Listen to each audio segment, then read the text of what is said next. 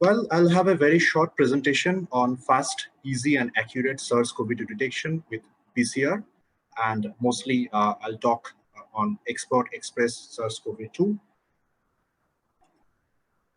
So we have this product, Export Express SARS-CoV-2, which targets two viral genes, that is nucleocapsid gene N2, which is specific to SARS-CoV-2, and envelope gene E, which is conserved across beta coronaviruses. So we have the regulatory approvals from US FDA, EUA, and CIBD marked, and definitely which is CIBD marked in India, approved in India. So we have the valid sample types like nasopharyngeal and nasal swab, nasal aspirates, and washes.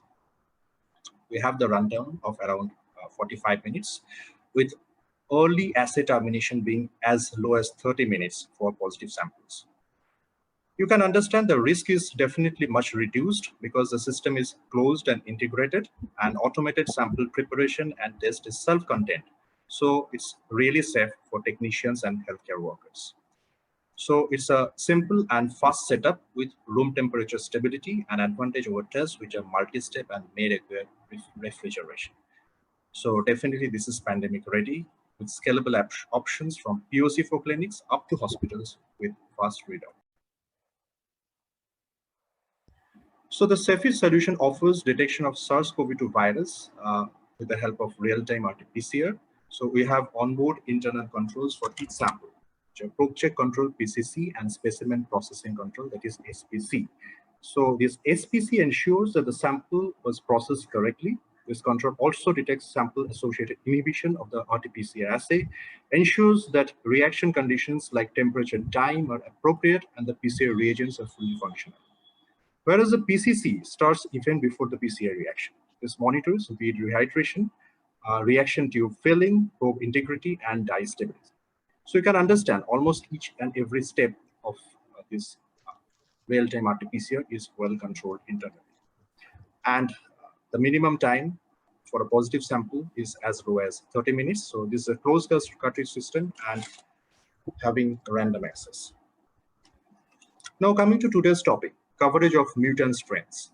So in addition to previously identified variants of SARS-CoV-2 that emerged in the fall of 2020, additional variants emerged that also contain multiple mutations in both the spike protein sequence and other genomic regions. So we have come across various new names like VOC, variants of concern, variants of interest, or variants under investigation. So we are much bothered about VOC because there is increase in transmissibility, there is detrimental change in epidemiology, increase in virulence, change in clinical presentation.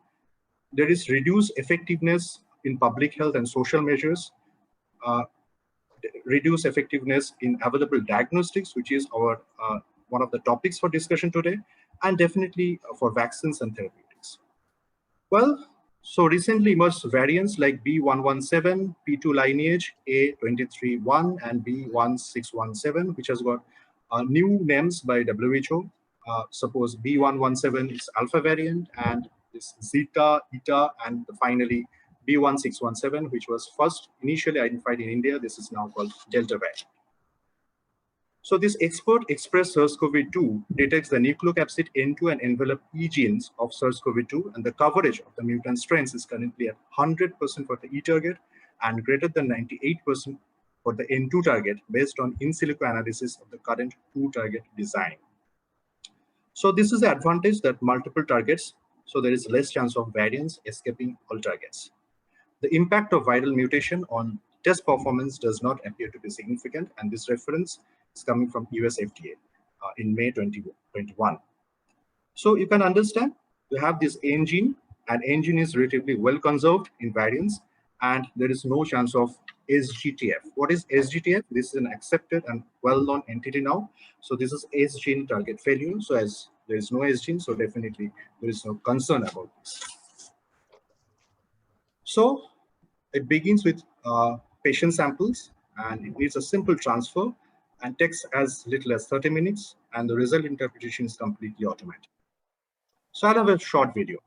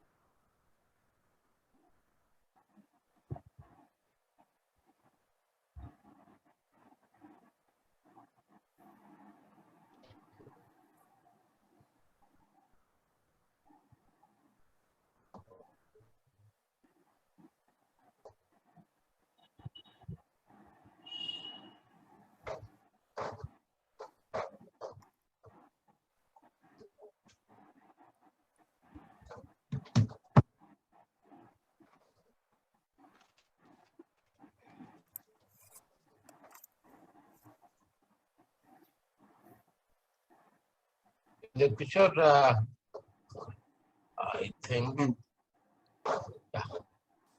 Sorry, I was a little late. So, should we start the panel or something like that? Yeah. What do you say?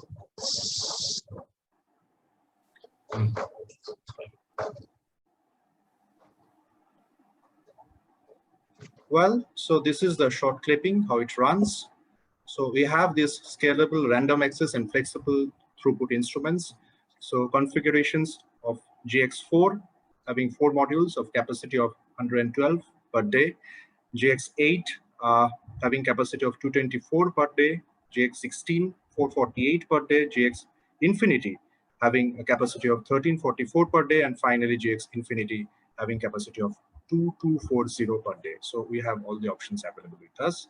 So we have one GeneXpert platform for high quality answers for anyone, anywhere, and anytime, and for more than 20 disease states, consolidated and available on a single platform.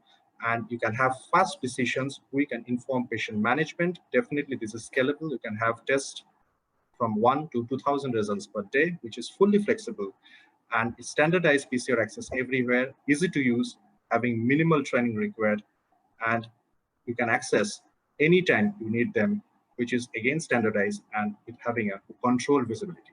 So I'll stop over here. So thanks for your kind attention. I'll hand it over to Dr. Arindam Kaur, and who is the moderator for today. Dr. Kaur is the Chief Intensivist of Sir H.N. Reliance Foundation Hospital, Mumbai, and he's also the National General Secretary, Indian Society of Critical Care Medicine. So what to you, Dr. Kaur? Hi there, Kishore.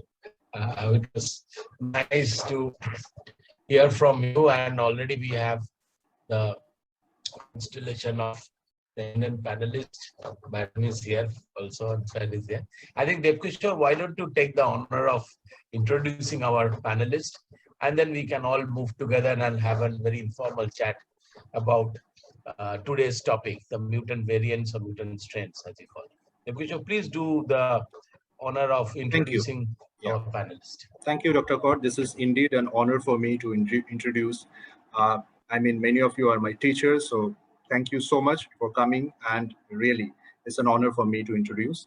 So I'll begin with Dr. Camila Rodriguez. So Madam is consultant microbiologist of PD Hinduja Hospital and Medical Research Center, Mumbai.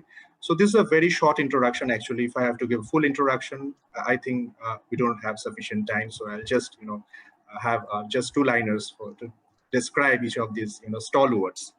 Then you have Dr. V. Ramasubramaniam. Sir is a senior consultant, infectious diseases and tropical care medicine, Apollo Hospitals. Sir is also adjunct professor, infectious diseases at SRMC Chennai. We have Dr. V. Balaji with us. Sir is professor, Department of Clinical Microbiology, Christian Medical College, Vellore. Actually, no one has, needs any introduction, but this is just a formality.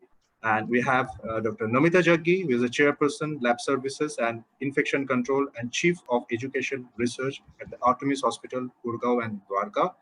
And finally, you have Dr. Bhaswati Bandyopadhyay, who is Madam is a professor of microbiology, School of Tropical Medicine, Kolkata. So I welcome all of you again, and thank you so much. And over to Dr. Kaur.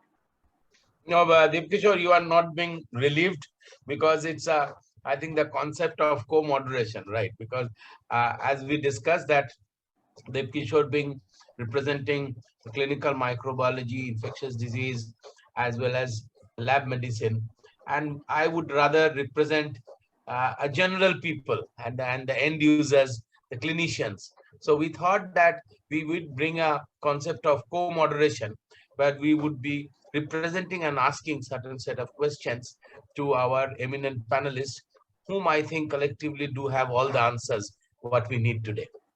And so to begin with, because we are being almost over on the second wave now, hopefully that we pray so that we are over, because there's a number of new affected people in the country is below 1 lakh, which is as good as the last year as one of the biggest numbers. But anyway, we have managed around 4 lakh people being affected in the second wave. right? So we need to know certain answers before, so that my first question to Madam Ashwati, as yeah, sorry, I was a little late. My first question to Madam Ashwati, who does a lot of work on genome sequencing and gene sequencing, that what is an origin and basis of viral mutations? If you can please simplify for our viewers, and specifically tell us about the present mutant variants of the SARS-CoV-2. What is the sort of anatomy or physiology behind a mutation? Dr. Bhashwati. Thank you very much. First of all, I thank you all for giving me this opportunity and this invitation to speak in front of this august gathering. So yes, a very pertinent question you have raised, and it is the most burning topic that is being discussed all over India and all over the world. So like how the virus is, why the virus is mutate? Yes, you will see that compared to DNA viruses, COVID is, we all know, is an RNA virus, and all RNA viruses are prone to mutation. They all will mutate. Okay, so can I share the screen if you have? Yeah, you can share. Any of the panelists can choose to share, but we need to stick to the time. That's my only request, ma'am. Yeah, sure. We have a lot to cover. Yep.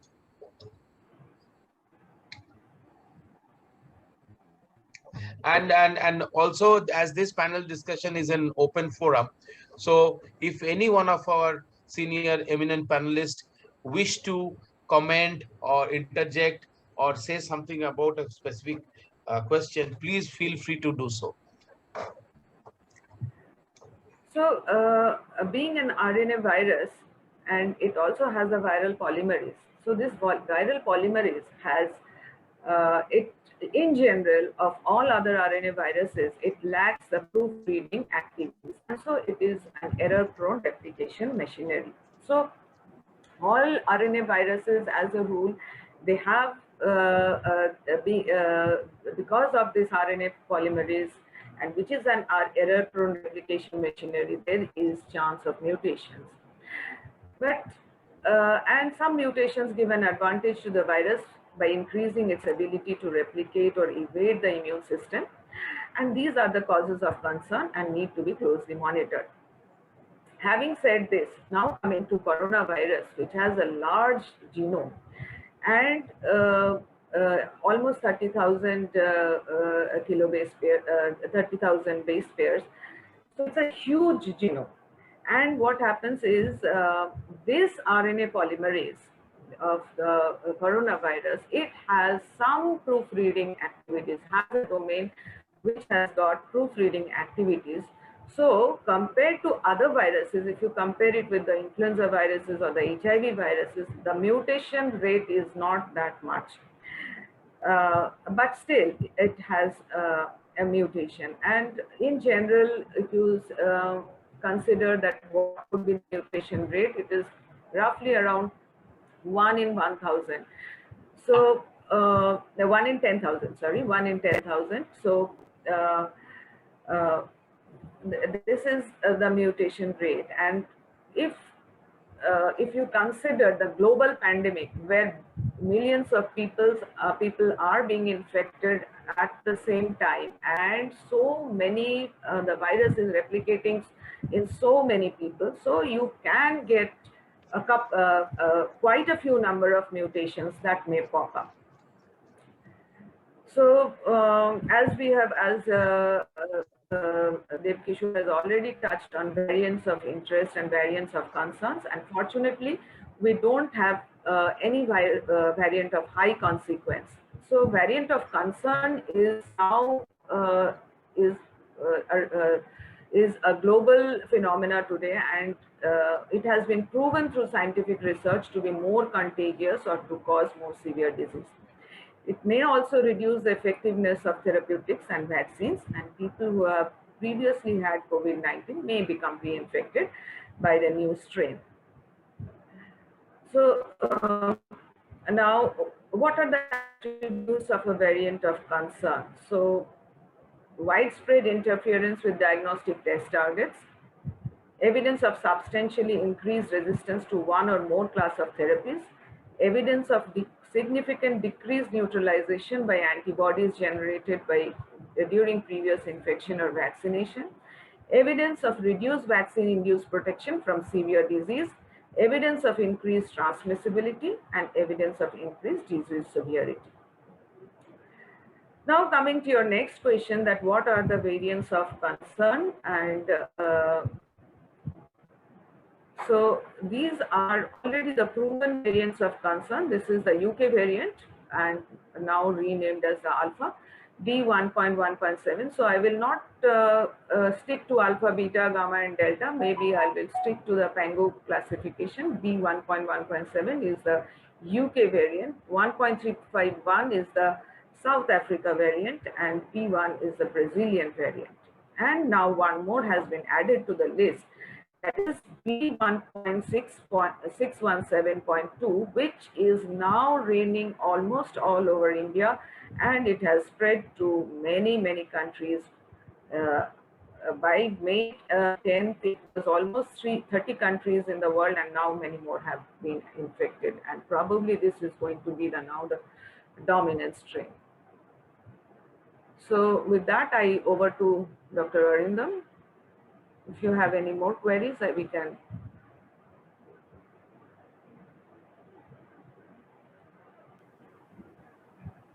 Now, it's not about me. If any one of the panelists want to add something, because it was the first question to start off with. Yes, madam, do you want to add something, ma'am? No, go ahead. Go ahead. Okay. My next question would be that if it so, we have now a little fair idea about different variants, and maybe now we will go towards the clinical importance of the same. So my question to Dr. Namita Jaggi, that can we as a clinician or even as a microbiologist, can we suspect that there is a mutant variant from the RT-PCR report? Can we do that by analyzing an RT-PCR? Thank you, Dr. Arindam. Yes, it's a very complex question actually, and my answer in a very simplistic way will also be yes and no. And I'll tell you at the end of my answer why I'm saying this. So when we are looking at the diagnosis of these RT-PCR, diagnosis of SARS-CoV-2 by RT-PCR, we are focusing on some gene targets. So normally speaking, we are using more than one gene target. So in such a situation, it is not very likely that any of the variants are going to be missed, because if one gene is dropping out, especially the spike protein gene failure or the target failure, as Dr. Devkishore said, the other one will be positive. And there was a myth earlier circulating that there will be possibly more false negatives when the variants come in, which is not really true, because there are many reasons for a false negative test, which includes a lot of pre-analytical variables. You know, how you have collected the sample, transported or processed, what timing you've collected the sample, what platform you're using, etc., etc. But most of the kits that we are using these days have more than one gene target. And so therefore, the overall sensitivity to detect these variants is not decreased. So yes, they will be detecting all variants, but in the kits where you have more than one gene target, you may develop or see a pattern which may give you a slight indication that probably this could be a variant, in which case you could repeat it on another platform to see whether it is, actually a negative, or you could send it for genetic sequencing.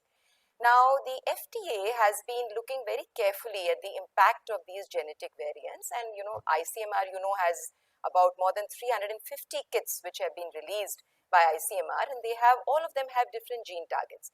So FDA has been looking since the beginning of 2021, and they've released in January, in March, and now in June. It's looked at 4 particular kits. The first one was Acula, which was only a single gene target, and they said, yes, we must carefully observe, and if we are getting a false negative, we must do it on a different genetic platform. Second one was the TAC one, which was a combo kit by Thermo Fisher. Now they had a 3-gene target, and they also felt that there was a spike protein genetic, the failure in that, and it was giving an indication that probably, because most of the mutations occur in the S gene, it could probably be a variant. And if we had clinical symptoms and clinical features which were strongly suggestive of COVID, we must go in for another platform test, or we must go in for genetic analysis. The third kit was Linea, which again was a 2-gene kit, and there also one of them, the S gene was dropping out. It was giving an indication that maybe it could be a variant. And the fourth one was the Cepheid, in which you had the 2-point mutations, 2 independent single-point mutations, which were appearing in the N2 region, and which was forcing us to give a presumptive positive. So now I come back to my yes and no. So yes, because if there is a single gene thing, yes, you can detect from the RT-PCR. And yes, if it is a more than a single gene, if there are 2 or 3, and we are specifically having the spike protein target failure, we could see. And no, because overall it doesn't decrease the sensitivity to detect the variants, and it's not leading to the false negatives as has been propagated. So I hope that answers your question, Dr. Arindam. Yes, I do that. If any one of our faculty needs to add something on this, any one of you, sir, madam, any one of you, or then I would ask Dr. Balaji if he can elaborate the causes of false negative in RT-PCR test. And before Dr. Balaji do answer this, I would also request, a lot of people are asking questions. So if our we may not be having time to include all of the questions in the discussion. So feel free, our faculty, please feel free to answer and type in if you have some certain times on those certain queries. Dr. Balaji, Dr. please. Arindam, sorry, I'll just like to add one more thing which I didn't mention, that now you are getting, off late, you are getting some controls released, of all the alpha variant, the delta variant also is going to come in, which when you run on your kits will indicate to you whether your kit can detect the variants or not. So this is another overall, over and above control that we have, which we will be having in future. So that please, would Dr. be quite helpful for you to give an Dr. Balaji, please. Professor Balaji, please.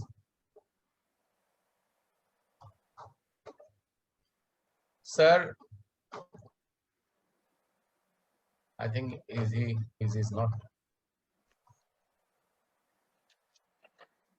I think if he's not getting the connection, I would rather come to Dr.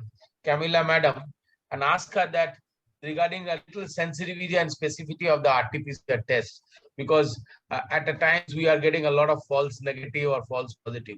So how do you say that? What would be the sensitivity and specificity? And what are the different platforms for molecular testing we do have as an option? Thanks, Arindam. Basically, just before I begin, I want to just sort of clarify that there are 2 things the audience needs to know. One is what is a mutant? A mutant is a single nucleotide change that translates usually to an amino acid change.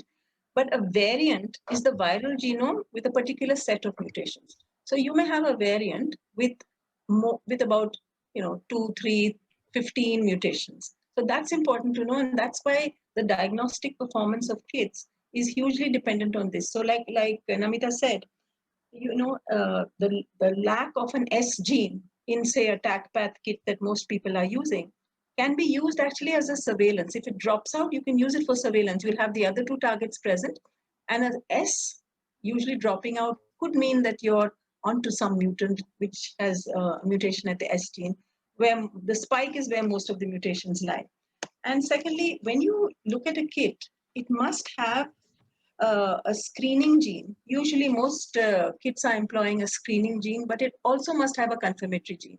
And the confirmatory genes are ORF, RDRP, NOS. So you can't just, today, it is unethical, I feel, to do a uniplex PCR. You must have a screening as well as a confirmatory gene. And usually in order to, not to waste time, it should be on a multiplex platform. The other question you asked was, what are the false negatives? I think that's the biggest bugbear. My clinicians keep saying, oh, this is a typical case. He has COVID, but why is your PCR coming negative?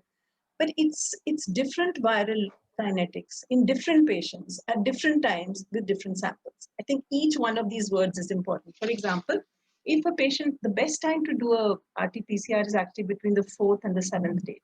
But which sample are you going to take?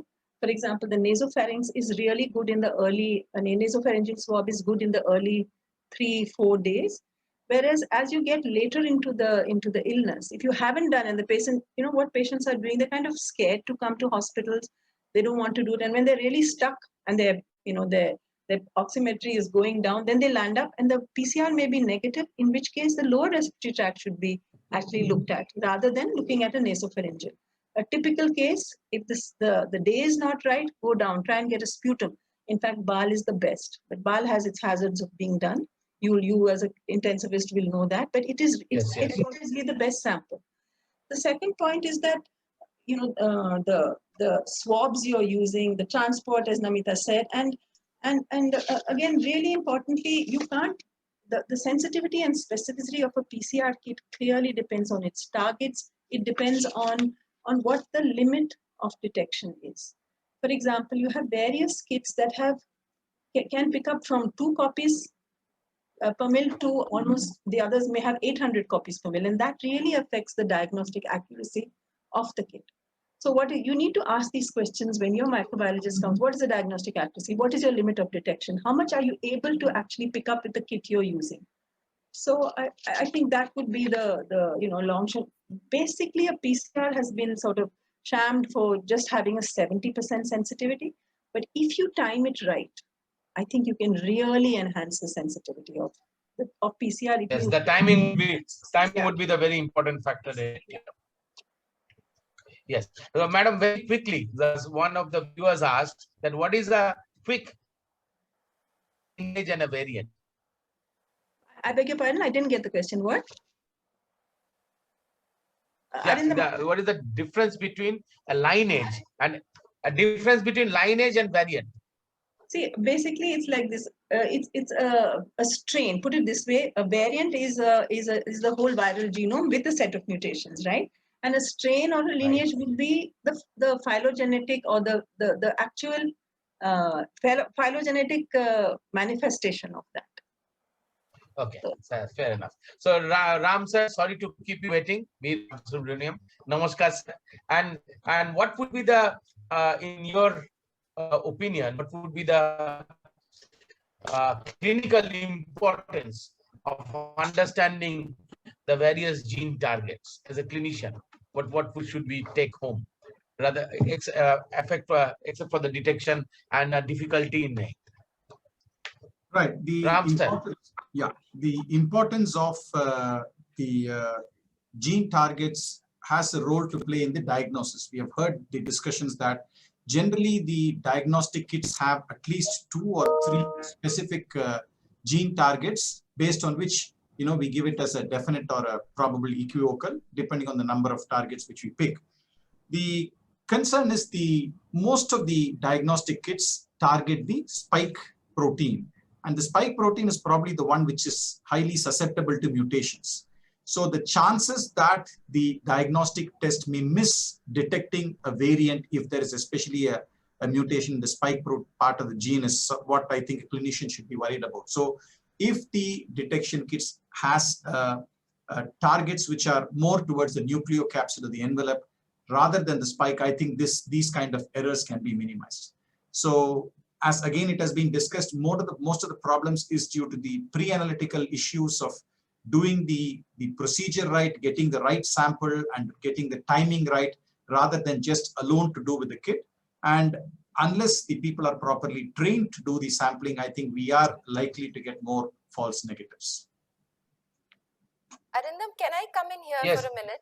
Please. So, just like Dr. Ram also said and Dr. Camilla also said, here really I'd like to reiterate it for the audience that sometimes when we get false negatives due to our pre-analytical variables, we are very prone to say that it is because of the variants, which it is actually not. We have so many now kits which are really looking at some conserved regions of the genome.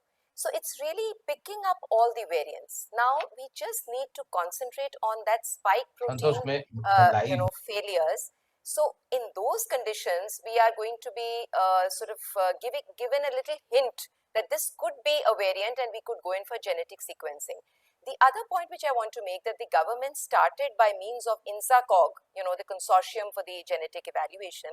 It sort of started asking all the labs to give about 5% of their positive samples to these 10 labs, and now they've added on to another 18 labs to sort of look at the genetic sequencing. And we know today that most of the second wave, 50% of our second wave is because of Delta variants. But unfortunately, it's not picking up steam. For instance, it started off in our area and now it's kind of stopped. The other thing is they are not giving us back the results. So we don't know what's happening, but we were sending positive samples and now we are not. So this is something which we should carry on. We should keep on doing the genetic sequencing and seeing. And the last point which I want to make, and Dr. Ram will completely agree with me, everything is in context of the clinical spectrum. Really, we have to keep that in mind, because we just can't look at a report and say that this is this and this is that. So it's all about the clinical context. How many days has it been? Who is it? Is it a contact? Is it just a traveler? Is it symptomatic, asymptomatic? I mean, so many things from the clinical spectrum. So that's what I wanted to add. That would be an end. So I have a question to you, ma'am. I have a question to you, ma'am. Sometimes we are seeing city values. There is significant gap between the city values of suppose E gene and N2 gene. So does it point towards virulence, keeping all the pre-analytical variables under well controlled actually? So does it point towards virulence? So Dr. Dev, if you're asking me to answer, so CT value, I think it will be discussed during the thing also, but cycle threshold value is really indirectly talking, and I'll say every word here is important because it's indirectly talking about the viral load of that particular swab that you are testing. It doesn't really reflect on the real viral load in the patient, because it depends on how you've collected that sample from that particular patient at that particular time. So it indicates a viral load, generally speaking, if you've kept all other pre-analytical variables in check. So if the CT value is high, that means ordinarily that the viral load is low, and therefore this leads to less infectiousness. It is not related to virulence, because virulence is a function of the interplay between the body's immune system and the virus. So CT value detects infectiousness. So I would ask to the other panelists, in fact, Dr. Ram and Dr. Camilla Madam, that if they can very easily and lucidly explain, because we are so bogged and bothered by the CT value every time, and then people do come up with the CT value. What do you mean by CT value, and what is the clinical significance of it as a clinician? Okay, I'll go first and then Camilla, you can add on. See, as a clinician, I don't even bother looking at the CT value, because as was said, the CT value indicates the viral load in that swab. It has no clinical correlation to the severity of the infection or any other correlates which will help me determine the treatment plan for the patient or even isolation for the patient, except that when we have a cutoff of say 30 or 35 to detect that it is likely to be significant or not. Other than that, the CT values of no consequences, and the viral load, be it in the sample, be it in the patient, generally has no clinical significance with relation to how the patient's symptoms may be, how the patient may react to treatment, or how prolonged this infection may be. So in very simple terms, CT values of not any significant correlation for a clinician to treat the patient at all. Yes, madam. Basically, I would absolutely echo that. Everybody wants to know CT kya hai, CT kya. Actually, ICMR initially banned the CT. They said don't get because people were making judgment calls on CT. If CT is more than 24, it's this. If CT is less than 28, it's that. Remember that CTs differ with different kits because different kits are using different genes. They differ, as Namita said, with sample collection. The CT value can change in the same day with different runs. And the other point is that none of us are actually doing a quantitative PCR, which is really what we should be doing. It's called, and this misnomer that the RT-PCR we're doing is a qPCR is actually not true. When you do a quantitative PCR, you need to actually have standards that you dilute out. You know that this much is 10, 40, 200, 400, whatever. And against that, which you'll run, which every assay, you will plot your patient's value. None of us is doing that. We're just giving a quantitation, positive, negative, 2 targets positive, 1 target positive. But this obsession with CT must come down with clinicians. No, we actually thought as a clinician that this CT value is giving some sort of quantification. And that was the misconception that everyone was carrying, both the patients and some of the clinician itself. So this is absolutely untrue. And also I would ask Dr. Bhaswati that as said, do you also agree, or just give us a little bit of explanation that how CT value can be different in different platforms? I agree with Dr. Camilla ma'am, and the thing is that yes, CT values, even we agreed in the initial days that no, CT really does, even with ICMR, even they had banned the writing down of CT values.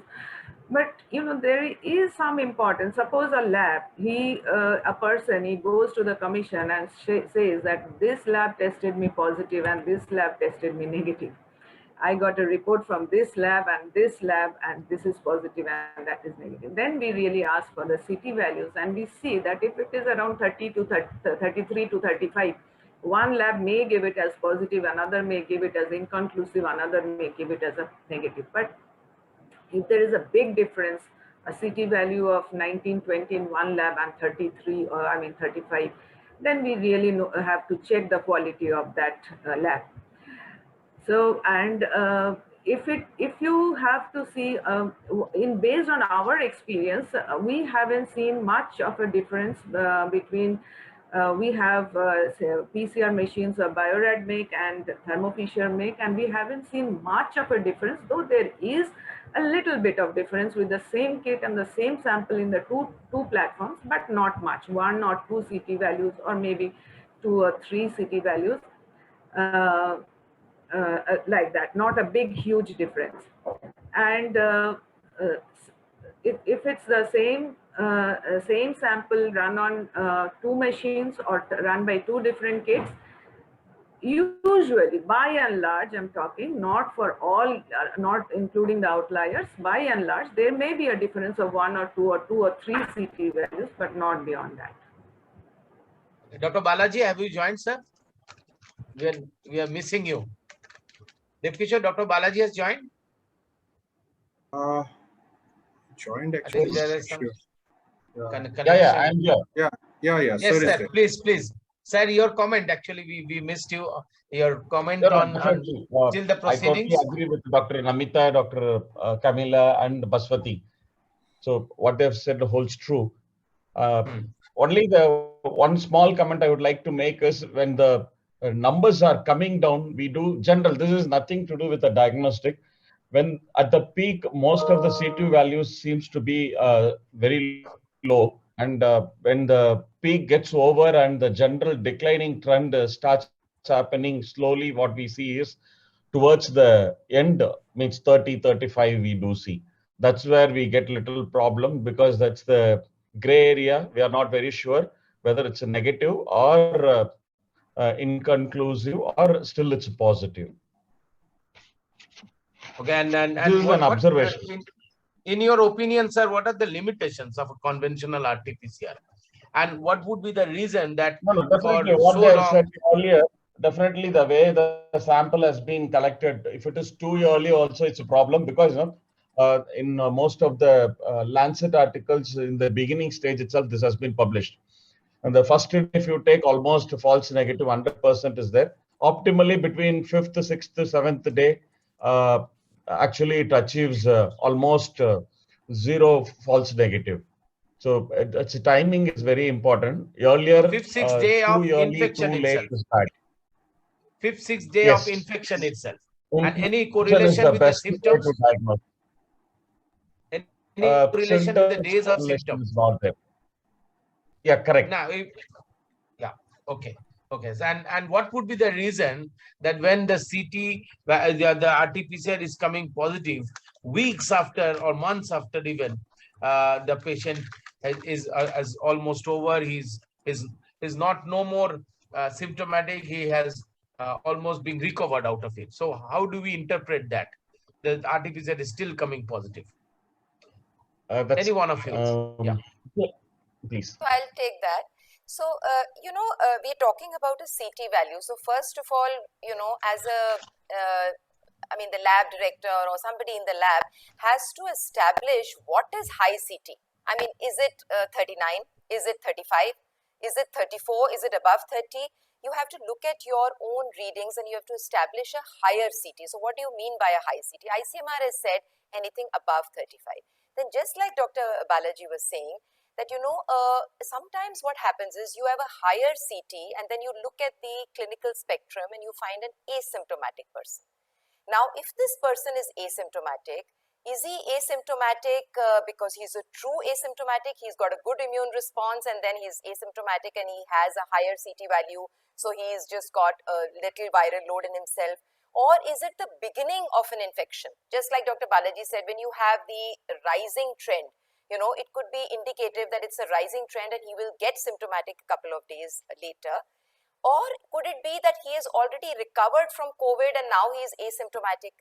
So normally speaking, about 9 to 10 days in a mild case of COVID and about 20 days after a severe infection in COVID, the virus stops replicating.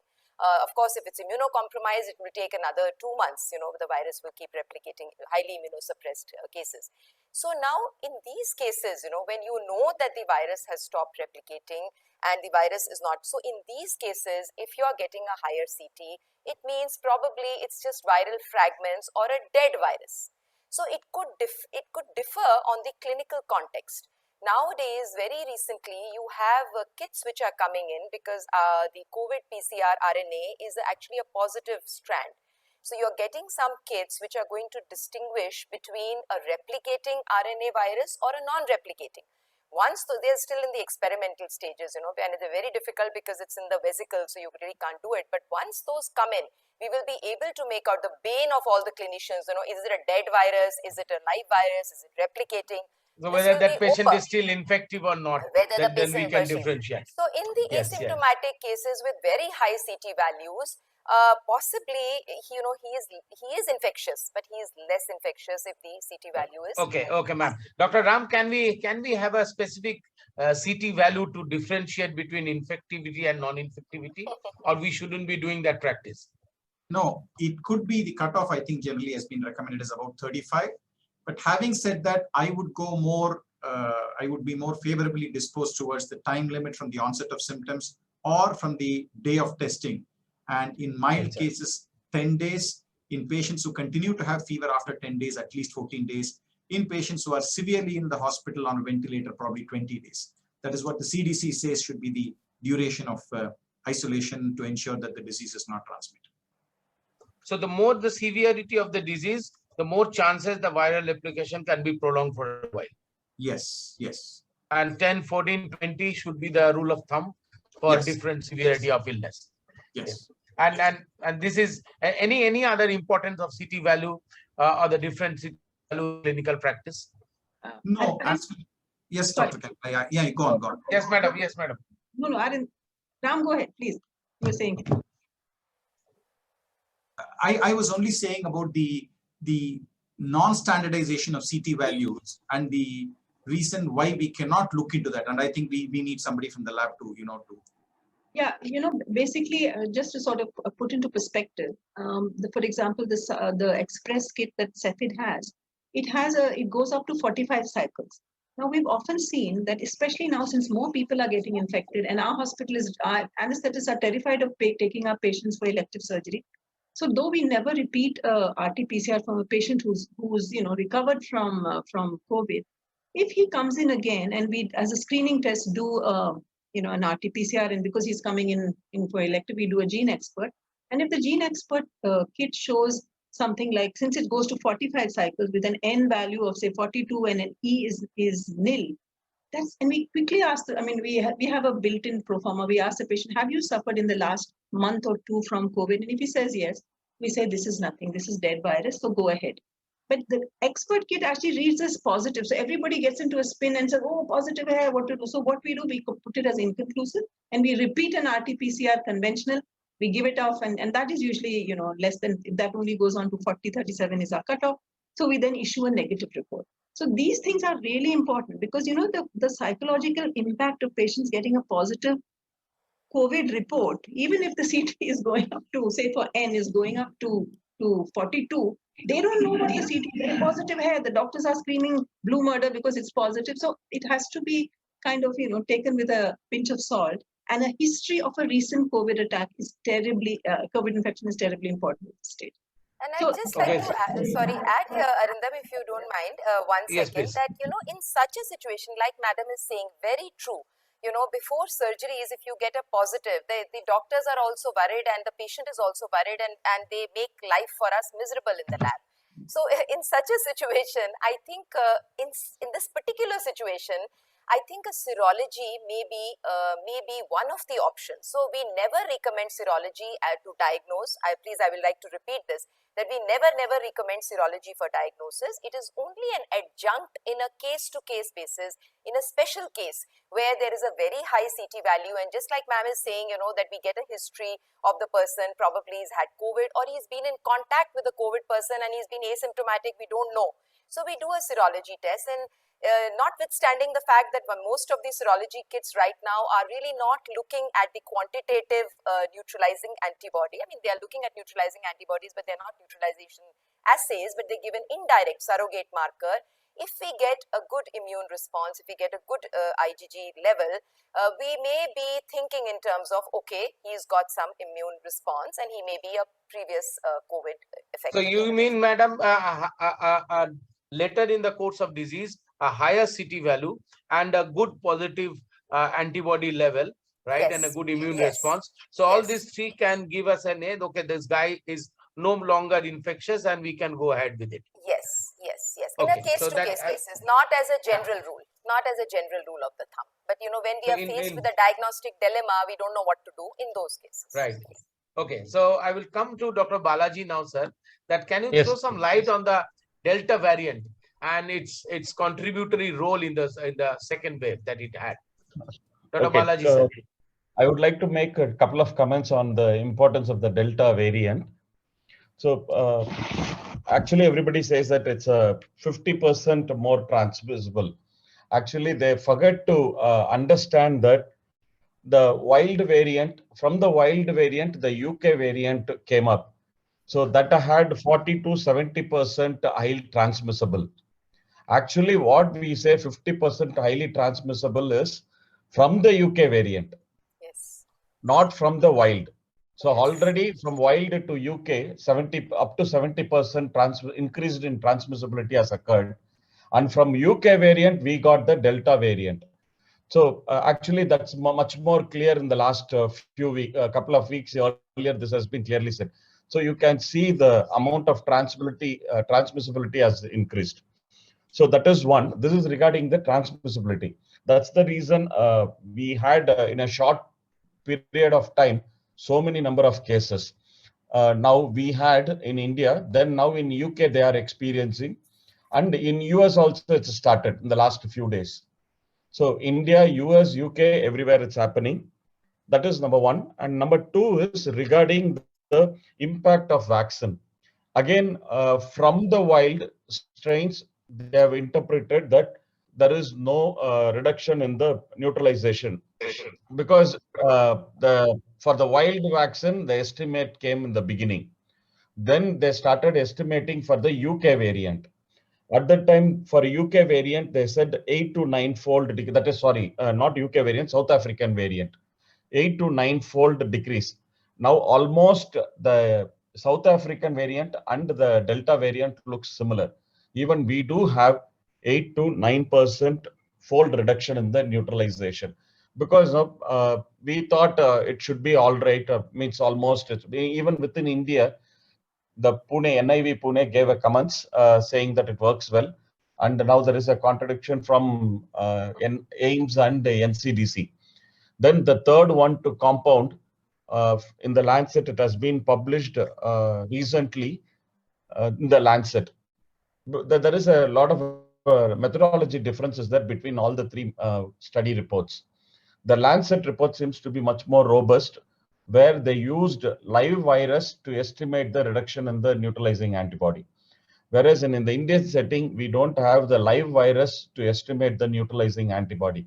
So here they calculated using the mean antibody levels in a vaccinated individual and in the infected individual. With a complex calculation, they have arrived at this fold of reduction. So in both the Indian setting, whereas in Public Health England, they initially used the pseudogene, then subsequently with the live virus, they could clearly categorically say that 8 to 9-fold reduction in the neutralization antibody against this Delta variant for the Covishield. So a few days back, it became very sensational. And for one dose, they said only with one dose, only 33% coverage was there. When you take 2 doses, that was much improved. That's the reason now they are saying that it's better to take 2 doses in consecutively, means in a defined short period, not to extend it for long. Okay, our other panelists, do you want to add anything, or I ask the next question? Dr. Ram sir, Dr. Camilla madam, Dr. Bhaswati, any one of you would add any comment on Dr. Balaji's statement, or all of you agree on that part? Okay, so does the Delta variant have apart from the transmissibility, does the Delta variant do come with a change in the virulence also? Dr. Bhaswati and Dr.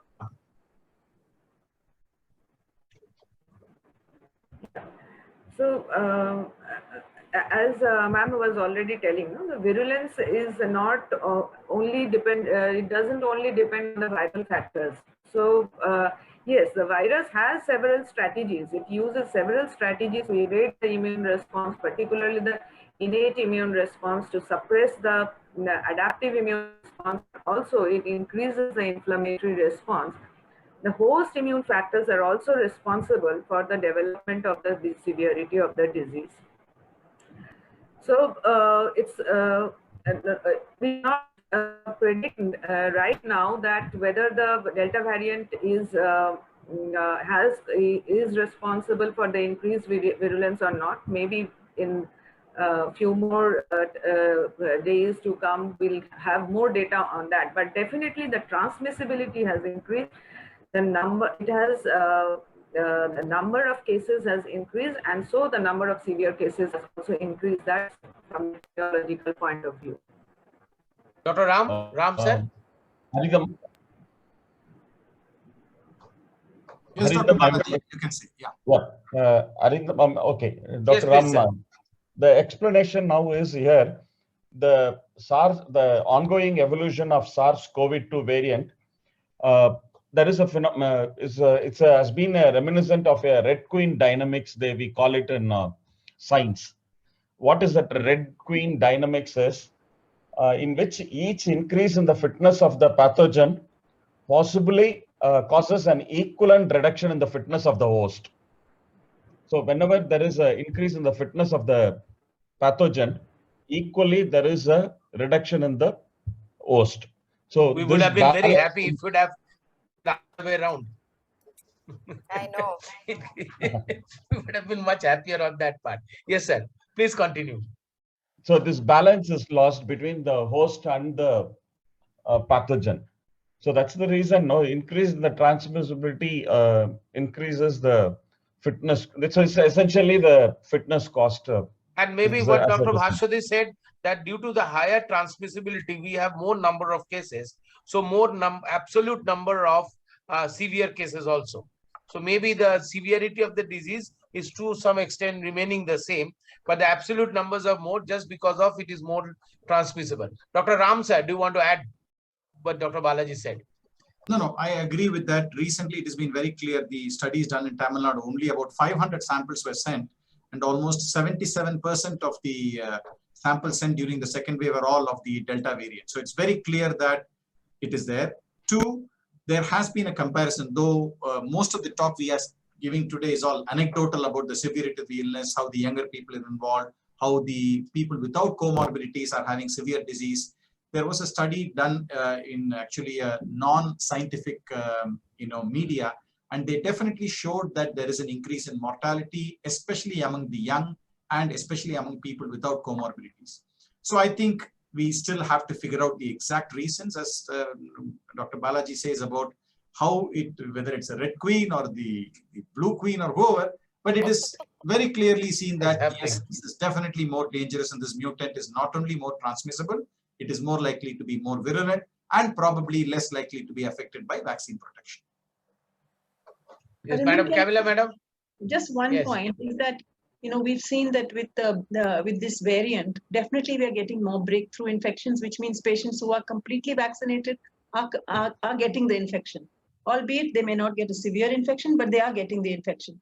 So this absolutely stresses the importance that if we're talking about 30% protection after one dose, 70% after second dose, you enhance that 70% if you continue to wear your mask. See, most people who are immunized feel, "Arey, chalo, ab to theek ho gaya, I'm ekdam fit. Kuch nahi, I don't have to worry." That importance must be told to every person who's vaccinated. You cannot take off that mask because that added 30% will only come with the mask. And I think all of us have to tell all our patients that. For God's sake, stop thinking that you're protected completely if you stop masking. There is controversy in the US where they've actually said, you know, don't subscribe to that. I feel in India, we should continue to mask. I couldn't agree more with Madam. I really couldn't agree more because, you know, with the Delta variant, we really have only three things with us. You know, we have our infection prevention and our COVID appropriate behavior, out of which we know that wearing a mask and probably a double mask, and the reason for a double mask is that it gives a better fit. So, you know, you can wear an N95 and wear a cloth mask over it. And in a lighter note, you know, I think that since we are so down and out because of this COVID, sometimes, you know, I've seen younger nurses wear an N95 and then wear a colored mask over that, matching with their dress. So, you know, that sort of gives it a little more gaiety also, plus it gives them more protection. So mask wearing, extremely important, of course, hand hygiene and social distancing. Again, you know, we have to keep following the COVID appropriate behavior. Second thing is, though the vaccination is only 70% effective, there is still vaccine hesitancy really, I mean, it's there, especially in the rural areas. We must address the vaccine hesitancy. Third thing is that when people are going for vaccination at the vaccination centers, there is no social distancing. That has become the new epicenter. Yeah, so that has become the new epicenter, and they don't have any social distancing, and that's become the epicenter. So now the government is looking for, you know, tokenless. Sorry. What we actually contemplated in our previous other webinars, that the elderly and the senior citizen were very socially, we had hidden them out. But during the vaccination, we have brought them back and given them a lot of infection in the vaccination center. Yeah. So I do agree that what with the jab and mask, these are the two. As no, and there's one more thing. There's one more thing, Dr. Kar. I think you know, as an individual level. Now, though it may sound like hocus pocus, but at an individual level, we all must have a healthy living. So, you know, whatever we can do to have our immune status in place, you know, diet, rest, relaxation, whatever you want to do, yoga, meditation, etc., please do it. And one more thing is also there, you know, in this case where Dr. Ram was mentioning that it's been, the children have, younger people have had a more of a mortality in this wave. And one of the reasons which I think could be the reason is also because at that time in the second peak, when the second wave came in, we had fewer younger people who were vaccinated. So, you know, vaccination is the key along with social, COVID appropriate behavior really to control this second wave. Now, you mean to say that they were the unprotected population which got exposed to the that may be one of the reasons in that case. Dr. Ram, do you agree on that? The clinical significance of this Delta wave, mostly the unprotected population were affected? It seems intuitive, but the thing is, when we know that less than 1% of the Indian population has been vaccinated with 2 doses, and probably at the most about 7 to 8% have received 1 dose, I think it is difficult to say that whether the increased incidence in younger people. Difficult, but about now we have about 3, 4%, 5% people now being vaccinated. But yes, it could be one of the things, you know. I mean, you know, we could think, because the earlier wave had captured more of older people. You know, this one. I will take a little sort of detour, and I will come to Kamila Madam and ask about the genetic sequencing that we do in our country. Can you please elaborate about a little bit on the genetic sequencing? and whether you think that we are doing enough in our country of genetic sequencing. Absolutely, we need to do much more. And I think Bhaswati is the right person. She's doing it. I think she should answer this question. Bhaswati, just tell them the need. I totally believe we need to do it, and we need to get better equipped to do it. We need to do much more so that we are be aware that, you know, these genetic variants are going to arise. I mean, the virus has to mutate. It's like she said, the proofreading is not great. So we are going to get more and more mutants unless we know what we're up against. It's, you know, it's just waiting for 4 months, 5 months, and then saying, oh, we've got a Delta variant or whatever. So do you echo the words of a minister that he said that virus ko to bachna hi hai, wo to apna tarika nikalega hi, right? He will come up with his own mutations, right? Correct. So that's a natural evolution of a virus itself. It will mutate. Yep. Yeah. But I think since I don't do sequence, I would like Bhaswati to talk about it. I don't think it's fair that I should. Madam. Yeah. Madam, actually, we also don't do the sequencing directly. We send to the InstaGov institution. Okay. But what we are doing is that we are collecting the samples, the right ones that should be sampled. The representative sample should be sent for genomic sequencing. So that's very important. So what we are doing, that we have, as per NCDC guidelines, we have set up 10 Sentinel sites in our state, and the labs have been asked to specifically send, apart from the 5% samples that we are already having, apart from that, we are supposed to look into the vaccine breakthroughs, the reinfections, the increased, some kind of atypical manifestations or increased severity, the pediatric population, and the clusters. So these are the things that we have percolated to all our institutions, that if you find these samples, please do send us, and we will send it for genomic sequencing. Now, having seen the results, we have, there's a beautiful transition, you know, from till I'm talking about our state, West Bengal, and maybe the picture was same, but the graph was a bit to the left, was to the left. We have started, the peak started in West Bengal a little, about 5 weeks later. So what we had seen, that before mid-February or third week of February, there was no variant except for the international travelers. So, and that was mostly the UK variant. And then from February to mid-March, there were a few community transmission of the UK variant and the South Africa variant. And from April onwards, the what was previously called the double mutant, now this is called the 617, that came up in the first week of April, and the cases also started to surge. And after that, in mid-May, we had, so in mid-April, we had, sorry, from mid-April to mid-May, we had, sorry, from mid-April to last of April, we had 50% of 617.1 and 617.2. And then from May onwards, it clearly 90% is double variant 617.2. So now we have the vaccine breakthroughs, almost all, I mean 99% is 617.2. All the pediatric population that has been genome sequenced is again almost 95 to 96% is the 617.2, and also the rest of the population, around 90%, it is 617.2 of the genome sequences. Yeah, so 617.2 is now ruling all over India, and that is also the result from the others. Now, as Dr. Balaji said, it has now spread to UK, and it is causing another wave there. And it has also spread to US. So I'm getting a lot of questions from the audience itself, that whether this would this particular strain is going to bring in a third wave, or for the third wave we would be another mutated strain would be, or a variant would be responsible for it, and whether we can predict that there would be a third wave at one point of time.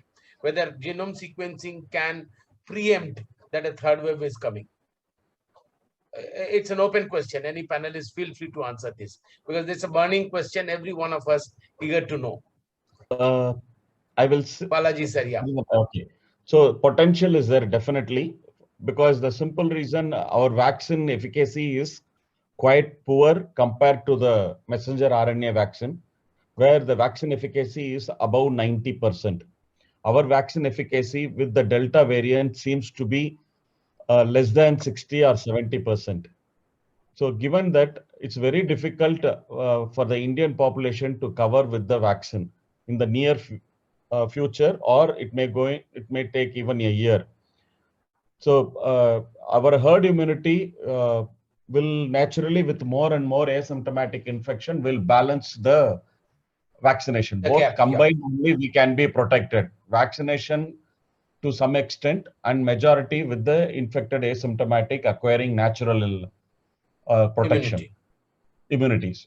So till this balance occurs, the potential for third wave is there very much, because it all depends upon how quickly we are going to get vaccinated, number one, and number two, how much the single dose is going to give the protection is another big question. Because as of now, since our Delta variant is behaving similar to the South African variant, where with the first dose, very minimal protection is there. With the second dose, much more better protection, almost 50 to 60% is there. Still 40% we are missing. Whereas with messenger RNA virus, it's excellent. One best example I can give and finish is in the Seychelles. You can see that they have used in the Covishield majority, and in spite of covering 70% of the population, still they continue to have. Whereas in Israel, they used messenger RNA, and they have covered only 65% of the population. Almost the entire country is better off now.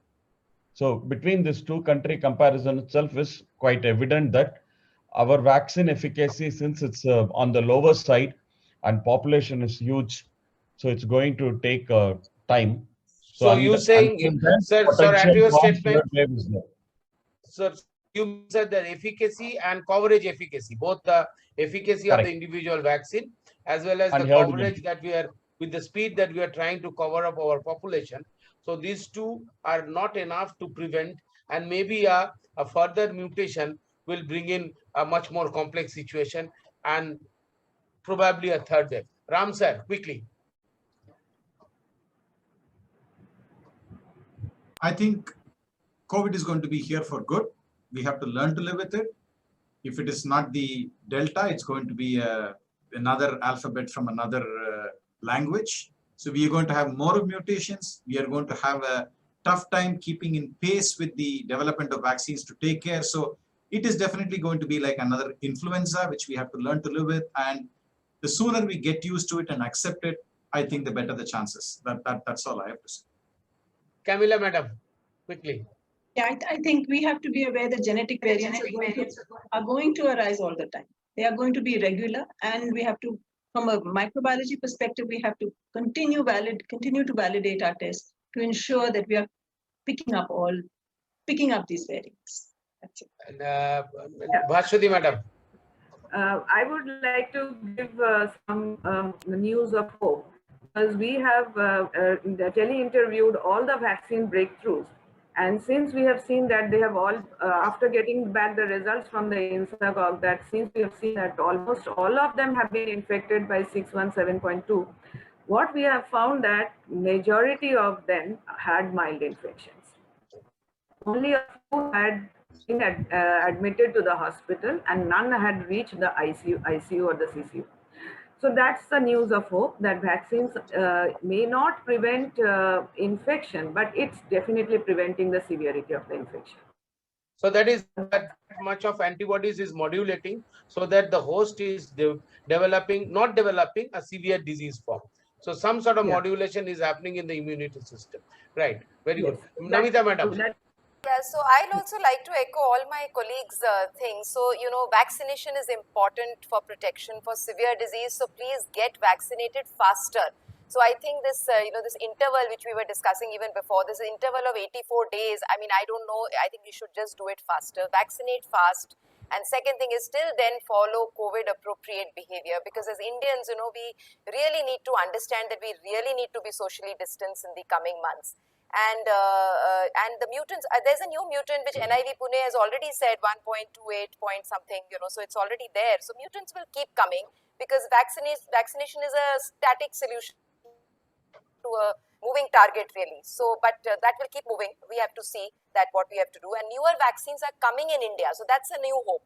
So Sputnik is going to come, Novavax is going to come, Johnson & Johnson is going to come, and I think Pfizer and Moderna will also come by the end of this year or by the end of this year. Yeah. So and as more and more vaccines come, and more and more people are vaccinated, I think there is hope that the third wave, if it were to occur, would be sort of blunted, and it will not have that much effect. Anyway, I'm being optimistic about it. So hopefully. Okay, so we will actually, in this series of webinars, we had a very specific webinar on vaccine itself. So we won't take, there are a lot of questions coming. So we have answered most of them. We would take that. So before we conclude, I will ask if Dr. Devkishore, do you want to ask, or should I ask the concluding remark from our panelist? It's fine. I think all the questions have been answered. So I have one question to Dr. VRS. Sir, I mean, as we see this, a lot of mutations and variants coming. So do you see any scope for any new algorithm? Suppose from the clinical point of view, suppose you're, coming across a high clinically suspected patients, but the report is coming negative. So do you think that, we have to, develop kind of algorithm that different gene targets need to be contemplated for the next test, or some kind of orientation is required? Oh, absolutely. Because I think the virus is smarter than we think it is. There will be changes happening. We have to change with the virus to ensure that we keep, pace with the developments and, shall I say, the evolution. As Balaji said, the Red Queen hypothesis, we need to be in touch and ensure that we stay up to date. So I think, what, if you had asked me when we started, masks were only for the patients, not for the others. That quickly changed. Then we started treatment. Then we came up with monoclonal antibodies to ensure that, the disease severity can be prevented. Now we know that the mutated viruses, bamlanivimab, is not going to be effective. So I think this is going to be a fast changing field, and we have to keep up with it. Thank you. Thank you, sir. Okay, so I would request our panelists to have a concluding remark, and before that, and then we close the session. And before that, to all the participants, there is a link that you have to go and fill up a very small survey. It will take a couple of minutes, and so that you can have a certification of participation. So please don't forget to do that. It will take a couple of minutes. The link is already there, embedded when you have registered. Please do that. So I will start with Namita Madam, your concluding remark. So my concluding remarks, Dr. Arindam, is just this, that diagnose not only with RT-PCR and CT values, but with the clinical spectrum, with the radiology, with the biochemical parameters, see the patient as a whole. Vaccinate yourself as early as possible, and in the interim period, follow the COVID appropriate behavior, and let's vaccinate our children also quickly. Vaswati Madam. Yeah, my concluding remarks are that, yes, variants are on the picture now, so but don't get worried. They are all being picked up by the RT-PCR tests. After having been picked up by the RT-PCR test, they have been sent to the INSAGOG for genome sequencing. So don't be worried. 99% of them are being picked up. Still be cautious. If you still suspect that no, this patient needs to be tested, then send that sample to your Sentinel lab or nodal lab, who sends the sample to INSAGOG for genome sequencing. This is one. Second is, do vaccinate yourself. Vaccines are, in spite of the variants, in spite of the reduced efficacy, it is still protecting against severity of disease. And lastly, I think the vaccines will be like that of flu vaccines, that every year maybe they have to be upgraded, and then the new strains incorporated. So we will have an upgraded version in every year in a form of booster. Yeah, Camilla Madam, I really liked your idea that if you are getting consistent negative results in a patient who is very typical of COVID, go for the lower respiratory tract samples. Concluding remarks, Madam. I think up until now, we really don't know what are the protective correlates of immunity. It's been 1.5 years and we still don't know. We don't know when we check antibodies, what is the protective titer. We don't even know when we look at neutralizing antibodies with the, the surrogate variant BNT testing that we're doing. What is the protective titer? So don't waste time, like Namita said, on antibody tests. Just protect yourself. We are going to have variants. Today it's 617.2. Tomorrow it will be 6. There's already 617.3 around. So let's not get too obsessed with the variants. Let's just look at protecting ourselves all the time. And let's live with it. Balaji. Yeah, since Dr. Camilla said that protect ourselves, all the frontline workers have taken the second dose within just at the 4th week. We have not waited for a better efficacy for up to 12 weeks. So there are vulnerability is there with the frontline workers as they have taken the second shot earlier. So if a chance arises, it's better to have a booster. Better to have a booster, yep. Ram sir. My comments are a little different today. I think they have all said everything. I have nothing to add here, but the only suggestion, there are a lot of doctors watching this. I find that what is moving faster than the viral mutation is the length of prescription of doctors. We started off with hydroxychloroquine, then vitamin C, zinc, azithromycin, doxycycline, ivermectin, and that list is becoming faster, as fast as the mutation changes. So I think it is time we took a step back. We relook things. We know most of the things which we currently do are probably ineffective. Paracetamol and some symptomatic treatment is all that is needed. Going overboard with steam inhalation or zinc or vitamin C, I don't think is helping. So I think it is time we took a step back, learned that at the moment what we need to do is symptomatic treatment. Most of the treatment do not work unless the patient is hypoxic. And I think we just need to use our common sense, which I find is we are fast losing. So if we have a common sense approach, I think that's the best thing for this pandemic. Okay, and very last direct question, and I will conclude the session. I will ask Dev Kishore to have some closing remarks and conclude the session. Ram sir, does the new neutralizing antiviral antibody, the famous, the cocktail therapy, will it also work against the mutated variants, all the variants? See, we know because that now we are bombarded with the request of that. Yes, sir. We know that those variants which have the L452R mutant is probably will not work with the bamlanivimab and Estevimab. The current cocktail of Casirivimab and Emdevimab still work. But I think it's going to be a matter of time when this will also work, when not work, because the spike protein, if it changes, the newer cocktail will also not work. At present, it seems to work. So it will be a matter of time. But I think we have to, again, as I said, keep up with newer monoclonal antibodies targeting other reasons, other areas. And like Camilla said, we still don't know what is the neutralizing antibody level, what actually antibody helps.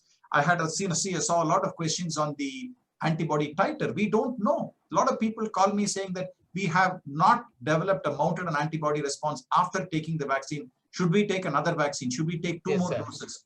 We don't know. We definitely know all the vaccines blunt the severity of the illness. So I think that's all we need to know. Doing more and more, what appears faith-based is something which we should stop doing. And as I said, be patient and use a little more common sense. That's all we need to do. Okay. Dev Kishore, over to you. You can thank all of our panelists and conclude. Thank you so much, the esteemed and eminent panelists. So thanks for their time. So it's a brilliant session actually, and thanks for guiding us and educating and re-emphasizing the needs of masking and vaccinations.